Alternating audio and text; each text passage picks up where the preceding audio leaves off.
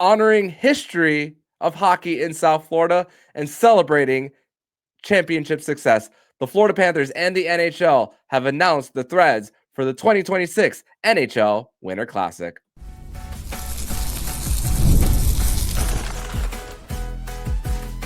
You're Locked On Panthers, your daily podcast on the Florida Panthers. Part of the Locked On Podcast Network, your team every day. And welcome into this Thursday, November 20th edition of the Locked On Florida Panthers podcast, part of the Locked On Podcast Network, where it's your team every day. Thank you for making the Locked On Florida Panthers podcast your first listen of the day on North America's #1 sports podcasting network, the Locked On Podcast Network. My name is Armando Velez, the host of the Locked On Florida Panthers podcast, and joining me on today's edition of the show is Florida Panthers historian Francisco Oporta, here to join me to discuss everything in the world of the Florida Panthers. And today we are going to discuss the Florida Panthers unveiling their 2026 Winter Classic jerseys. We are going to discuss the history, what we think of the sweaters overall, and also in segment number 3, we are going to discuss an injury update to Eetu Luostarinen and the latest there. But Francisco, welcome back to the show. Didn't expect you to be back so quickly after you were just on the show 2 days ago, but with the announcement of these Winter Classic threads, there was no choice but to get you back on. Welcome back, my friend. Remember when I was closing out the last episode, I talked about the Winter Classic jersey. I had a feeling they had to announce it at some point. We're basically a month away from it. And here we are. They heard us. And there was a small leak that leaked out for the New York Rangers version of it. But then there was just like the entire announcement went out. And we got the Panthers threads. Rangers threads, fine. It's like the white version of their 100th anniversary jersey. Who cares? It's all about the Panthers here. Yeah, and listen, I tweeted the morning of this on Wednesday morning saying, don't be surprised if we hear an announcement, because it was a public practice. The leak of the Rangers uniforms happened the night before, so it was just a matter of it being announced. But the uniforms for the Florida Panthers for the 2026 Winter Classic will be on sale at Pantherland starting on Thursday at 10 a.m. So let's put the first photo on the screen for us, which is a photo of Sam Reinhart in the thread. So Panther colors, old Leaping Panther, a little different version of it. The beige gloves. But let's discuss the logo first for this Leaping Panther here.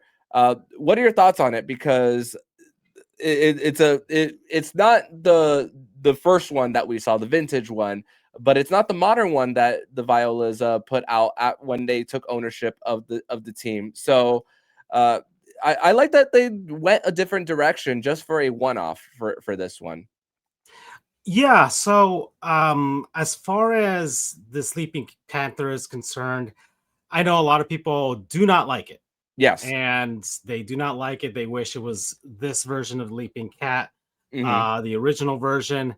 But I do understand why Correct. They went with this version here with a faux back, as you will, compared to just straight up copying and pasting what they already had.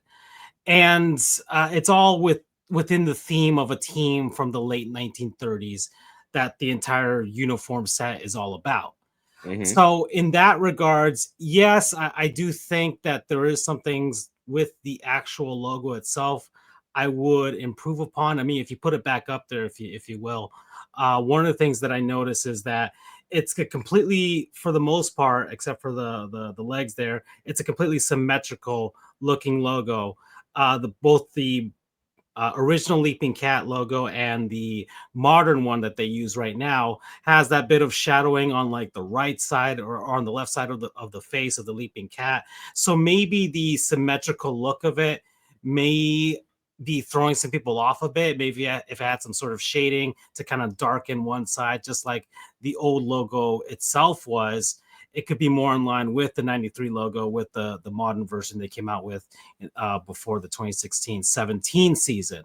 So that's one of the things that I believe may be throwing some people off. The other thing about this is just just the way it looks. And I think I have a reason why, and it's the reason why they went with the Shield logo as well, and ultimately a new Leaping Cat in 2016-17 is that the original Florida Panthers logo, as much as it was very beloved amongst the fan base and other people across the hockey world, it was a very difficult to reproduce logo. Mm-hmm. And blown up on a jersey crest, fantastic, looks amazing. But I mean, if you look back at me on the camera here, I've worn this hat. So this is an old Leaping Cat Florida Panthers cap, but it's very difficult to reproduce in a very small form factor. Yes. And actually, I have the modern Leaping Cat as well. But if you actually, hold on, give me a second to show you that. 1 second. I'm going to pop over. You kind of do this real quick, Armando, but I just want to show this on the screen. Hold on. As Francisco is going to quickly Give me 2 seconds here. All right. So take a look at this. So this is the modern Leaping Cat right now. So if you compare the two, one is much more clear than the other. Mm-hmm. And that's the reason why they made the switch. At least it's one of the reasons why they made the switch. So this is just from a graphic design standpoint. A lot of people don't really understand that part of merchandising and marketing. And there's reasons why they make certain decisions the way they do. Yep.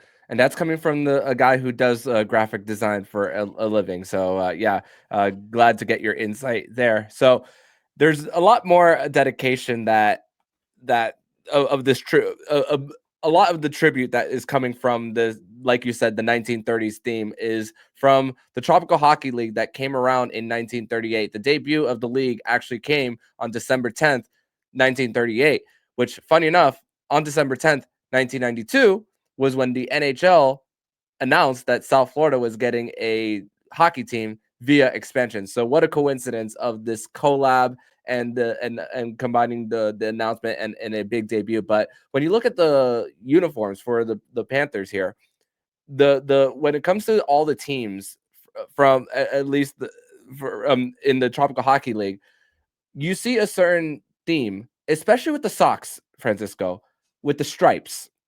That is really what I like as most as far as the fitting, based on it's not just one team that has the theme, it's all of them, and then the Panthers are putting that on the leg part of the uniform. Yeah, so I guess one of the reasons that Tropical Hockey League probably had that striping pattern, one, it was in vogue around that time frame. If you look at the old uniforms from like the Montreal Canadiens and the Boston Bruins and such, those uniforms with the multiple stripes was a very common theme. And it probably was easy for them to reproduce for each of the teams as far as creating the jerseys were concerned. So it might have just been a money thing as well. It's like, hey, let's just have stripes for everybody, right?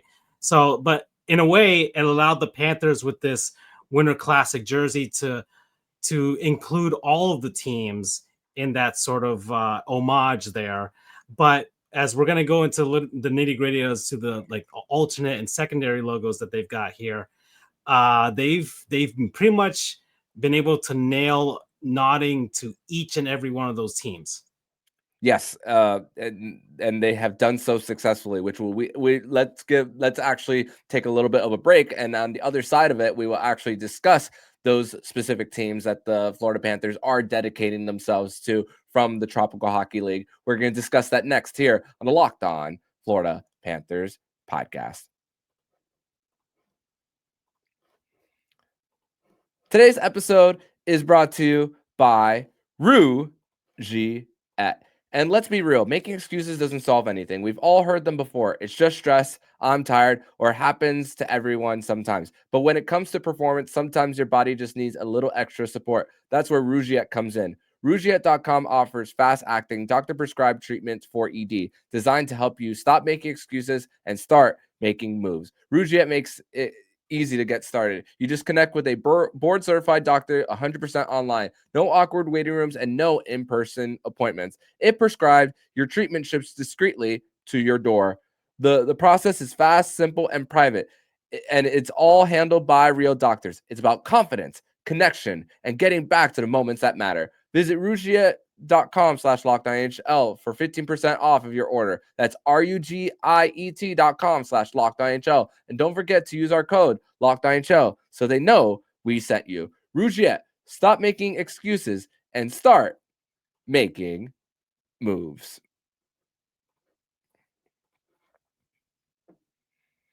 Segment number 2 here on this Thursday, November 20th edition of the Locked On Florida Panthers podcast.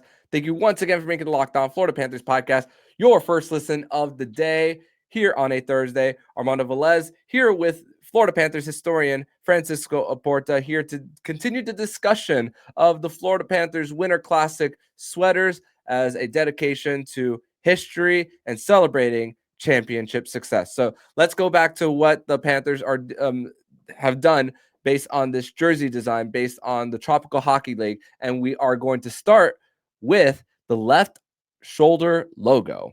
Take it away.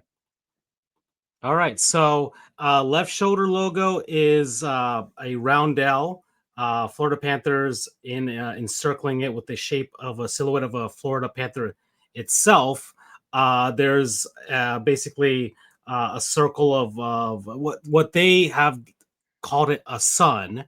But this is a direct homage to the Miami Clippers and their crest that you see there. It's basically a carbon copy of that exact shape and logo. Just switch out Miami Clippers with Florida Panthers and the silhouette of a plane with the silhouette of a Panther. So good on the Panthers for having that. A lot of people really like that secondary logo. I'd love to see that on a hat as well. I'll probably get one for myself too. And some people thought maybe that should have been the crest for this jersey. No doubt. And I'm going to full screen you real quick, kind of to show off to kind of look at the similarity between the palm tree on your shoulder to actually compare a little bit to what the shoulder is on that one. So the color scheme is very similar, just without the palm tree and the hockey stick.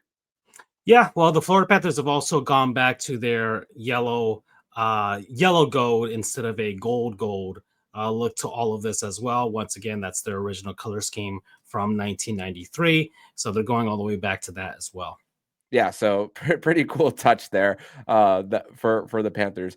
Next one is the captaincy letter for the Panthers. And obviously no Alexander Barkov, as he's still going to be recovering from an injury. Matthew Tkachuk has an opportunity to come back and play in this, which David Dwork of the Hockey News actually reported that he has started skating on his own. Hasn't skated with the group. He should be in the next week or two. But let's talk about the captaincy letter on the top left pec of the player. Yeah, so captaincy letter, obviously the Florida Panthers' current logo is a shield. So that's probably a nice coincidence that the Miami Beach Pirates also had a shield logo as well. So it just makes sense to homage both the current Panthers logo and a past Tropical Hockey League team as well for that. And it makes sense to have it as the shield as the shape within the shield. Yeah, so that really cool there. And then this next one is probably my favorite.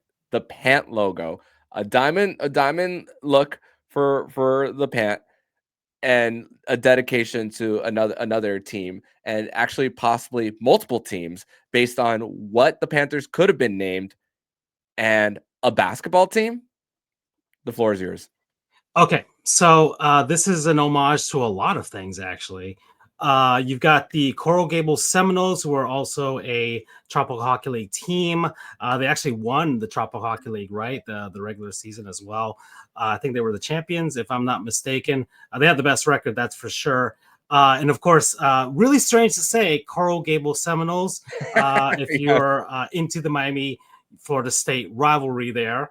It's in the shape of, in a diamond shape, or like a crossing shape as well. As you know, in South Florida, we also have Florida Panther crossing street signs out there, yes, and they're in a diamond shape as well. So that could be part of that too. And they could have maybe done something like that as well.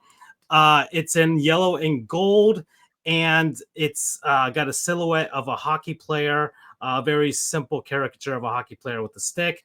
And I did make another kind of connection outside of that. I don't know if this was done on purpose or just could be coincidental with an American Basketball Association team. The Miami Floridians, ABA team that played down here in the late 60s and early 1970s. The Miami Heat have basically assumed that identity every now and then, have taken basically all the copyright from that as well. So they've used that in their past, and it also may be a bit of a nod to that team. And of course, the Florida Panthers shared the Miami Arena in their infancy with the Miami Heat. So you could see a little bit of everything. I mean, we can try and stretch for some of these. It might be a bit of a stretch for me, but I also like the fact that, hey, they kind of look similar, and that's pretty cool. Yeah, I remember during the Big Three era of Bosch, Wade, and LeBron, the Miami Floridians jerseys that they wore, the white ones, and then I almost forgot actually about the 2006 one, the one that they won the championship that year, where they wore the black one, Well, and they then won in 2012 as well. So yeah, and I've got that version as well. I've got the white one. All right, and it's a very beautiful logo, no doubt. But here's the thing about the logo based on the pant. Not only, and actually, if you zoom in, there's actually some of the you could actually see the panther in the very middle with it's the claws. exact silhouette of the Winter Classic jersey. Yeah, so that's actually really cool when you zoom in. But let's look at the colors real quick of this logo of the Miami, from the Miami Seminoles, Coral Gables Seminoles, excuse me. Doesn't that look similar to a certain color scheme from what the Florida Panthers could have been called if they weren't the Florida Panthers? So this is your little conspiracy or stretch here. So I want you to explain this, but I can kind of dig it. So the Panthers' original owner, Wayne Huizinga, owner of Blockbuster Waste Management and founder of the Florida Panthers, obviously, And the Marlins. former Marlins, and also owned the Dolphins, considered naming the hockey team here in South Florida the Miami Blockbusters, and that is part of what you could find on the Florida Panthers virtual vault there. So the fact that the color scheme is very similar to that, and when you're talking about history and little hidden gems, this is kind of where, in a direction where I'm kind of thinking you're 2 miles away from your original home, so it only makes sense to go in that direction. Yeah, I mean, this is kind of why I think Kirby Lupo, fantastic follow on Twitter, and of course he has his spaces and his own show. People are mixed with regards to this Winter Classic jersey. It's kind of all over the place. He put up a poll, what people thought, scale of 1 to 10. I said between an 8 and a 9. And the reason I say that is because I think for the purposes of a Winter Classic jersey, every Winter Classic jersey, no matter the team, has been an homage, or at the very least a throwback, or a semi-throwback if your team is old enough, to a bygone era. The Florida Panthers don't really have that from a team from 1993. They could have gone just with the complete copy and paste of the original jersey, like the one that I'm wearing right now, but that would have been too easy, and they can always do that any other season. They can do that for a 40th anniversary season or what have you. They don't really need to do that here. They did the reverse retro as well. For a Winter Classic jersey, we've seen samples of, or examples of, other teams without much history for their teams themselves. The Dallas Stars, who also in 93-94, when they moved from Minnesota. You have the Nashville Predators, who came out in 97-98. You also have the Vegas Golden Knights and the Seattle Kraken, trying to pull from what little hockey history they did have to be able to create a Winter Classic jersey. So, and those teams, the Kraken with the Metropolitans, Vegas also had their homage as well, the Predators too. And those were all jerseys that had nothing to do with their team history, but found a way to kind of mix it in there somehow. So with the Panthers, I like this direction. I felt that this was the way they were going to go. I started posting about this in October, about a month beforehand, because I'm like, well, we're getting close to this. Nothing's been leaked. And really the Tropical Hockey League's the only true one that they could go with. Y- This is probably the only time we're going to get an outdoor winter game. No doubt. Okay. And let's not forget that the Miami Screaming Eagles never made their debut here. True. So, and the Miami Screaming Eagles never made their WHA debut. They just had it out there. So there's really not much to go on. One day, yes, the Panthers can have a Winter Classic jersey that will homage to 93, maybe 50 years into the future. But for right now, they have to go with this one. And they found a way to pay respects to all four of those teams. I don't see much of the Havana Tropicals in there, but they are playing it in Little Havana. So that could be your connection there. You'll probably have a few Cubans figuring out what the heck is going on inside the baseball stadium. But it's some homage to maybe the Floridians, to Wayne Huizenga, to the Panthers themselves. They're playing it at, yes, a ballpark that opened in 2012, but the grounds of the park is historic grounds of all kinds of South Florida sports history. So this is going to be the culmination of a lot of things, and that's why I'm so excited about it. No doubt. And hey, a game happening in Little Havana, and then so many of these things coming together. No claw gloves in this one, unfortunately. They're going to be going with the color of the Panther with the beige. But let's hope Sergei Bobrovsky understands the assignment. Yes, with the mask. Hopefully, it's the Beezer mask. There. One thing I would have probably done differently, maybe add an orange, as far as like dedication to the Orange Bowl, maybe. But it could have gone in tandem with the New York Rangers apple. Yeah. Yes. Apples correct. And oranges. Apples. Trying to compare the two. well done there. And for an alumni game, one more thing before we move on. I because it's in Little Havana, I know there's Luongo. I know there's probably John Van Beesbrook. We got to bring Al Montoya back. Why not? I mean, you can do that. I mean, there's a few guys. I'm not sure who they're going to be able to bring back for this, but that alumni game is going to be. There's a lot of former Panthers. They not even playing that long, and they made their homes here anyways, right? So I'm sure we're going to see a ton of them for that alumni game. I don't know who the New York Rangers are going to go with, but probably the and look, John Van Beesbrook, if they decide to bring him back out there, can play on both teams actually. Yeah, for real. If the relationship between him and the franchise is cleaned up, that's the thing. But that's a conversation for another day. But let's transition to segment number 3, where we are going to discuss more of the injury updates for the Panthers and what happened with Eetu Luostarinen, actually, as he's gone from day to day to week to week. Let's discuss that next here on the Locked On Florida Panthers podcast. Today's episode is brought to you by FanDuel. And the NBA is back, and there's no better place to get in on the action than FanDuel, the official sports betting partner of the NBA. Even if you missed the start of the game or want to ride the hot hand, FanDuel has live bets on everything from who will score the next to fourth quarter comebacks. Plus, you can even combine your live bets into a same-game parlay for a shot at a bigger payout. It keeps every game exciting, especially when your team is making that late push. Right now, FanDuel is giving new customers $300 in bonus bets when your first $5 bet wins. So head to FanDuel.com to sign up and play your game with FanDuel, the official sports betting partner of the NBA.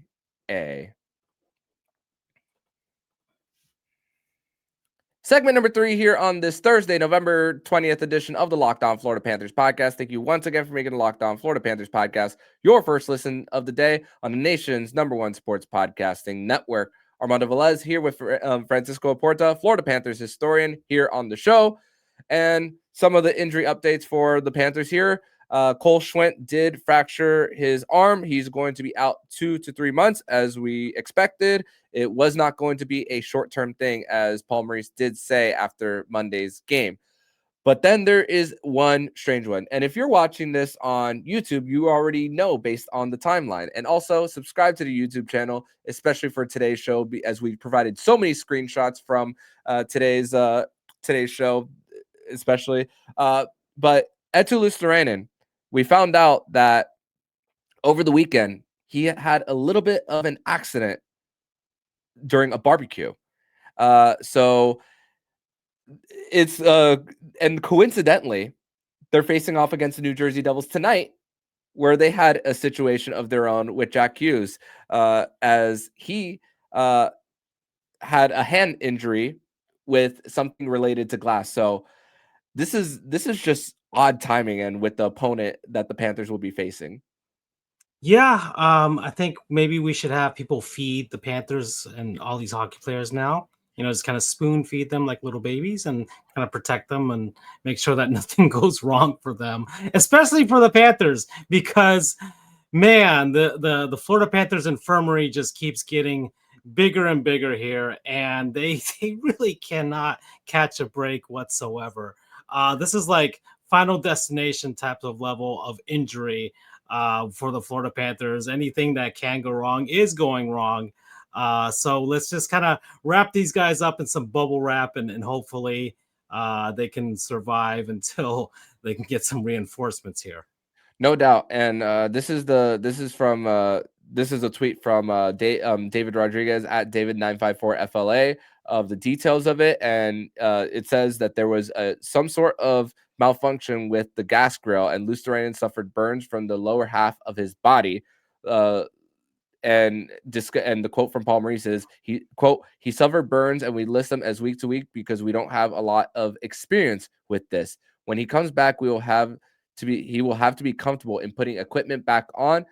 He was not in the hospital overnight, but was seen by doctors. So still scary regardless when you think of that. But when you're putting equipment on and you already have a burn, and even if you're getting hit and into the boards when you're already feeling some type of burn there, that can't be comfortable. So rest up, Eetu.